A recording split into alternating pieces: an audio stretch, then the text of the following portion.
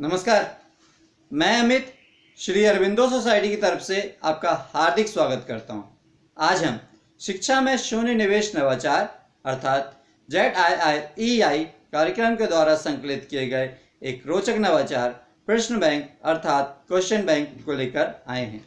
इसके लिए हमने NCERT बोर्ड के कक्षा 5 के EVS विषय के पाठ क्रमांक 19 किसानों की कहानी बीज की जुबानी लिया है। इस पाठ के अंतर्गत विभिन्न प्रकार की फसलें, दलहन, सब्जियां आदि के बारे में बतलाया गया है। तो चलिए देखते हैं कि किस प्रकार से हम इस नवाचार प्रश्न बैंक का उपयोग इस पाठ को समझने के लिए करते हैं। इस नवाचार प्रश्न बैंक में विद्यार्थी अपनी वर्तमान पाठ की समझ के आधार पर पाठ से जुड़े अनेक प्रश्न बनाते हैं और इनके उत्तर प्राप्त करके पाठ की समझ और अधिक विकसित कर लेते हैं और यही इस नवाचार की मुख्य नवीनता या विशेषता होती है।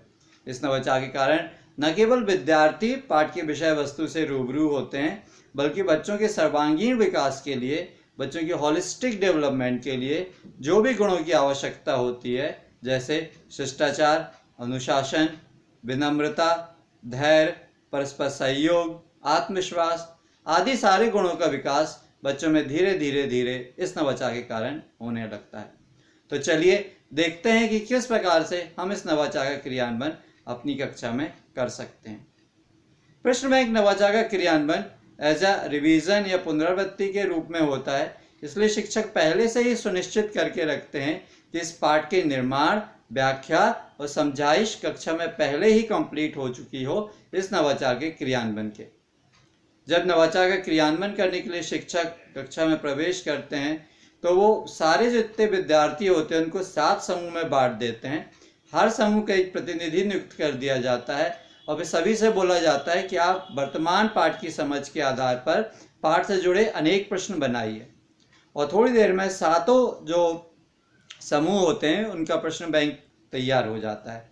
इसमें जो छात्र होते हैं वो जो प्रश्न बना सकते हैं वो लघुत्तरीय, अति लघुत्तरीय, दीर्घोत्तरीय और व्याख्यात्मक बना सकते हैं। जब ये प्रश्न बन के तैयार हो जाते हैं तो शिक्षक जो सारे प्रश्न बैंक को एक्सचेंज करवा देते हैं, आदान प्रदान करवा देते हैं, तो सभी बच्चों के पास सभी प्रकार के प्रश्न आ जाते हैं। उसके बाद 7 प्रश्न बैंक को मिला के शिक्षक एक मुख्य क्वेश्चन बैंक बनाते हैं। उसमें सारे प्रश्नों को समाहित कर लिया जाता है। ध्यान बस इस बात का रखा जाता है कि किसी भी प्रश्न की पुनरावृत्ति ना हुई हो।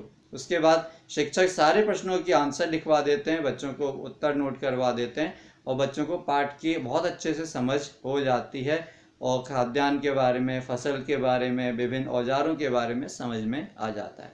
उदाहरण के तौर पर देख सकते हैं कि किस प्रकार के प्रश्न विद्यार्थी इस प्रश्न बैंक में लिख सकते हैं। जैसे भारत किस प्रकार का देश है? भारत एक कृषि प्रधान देश है।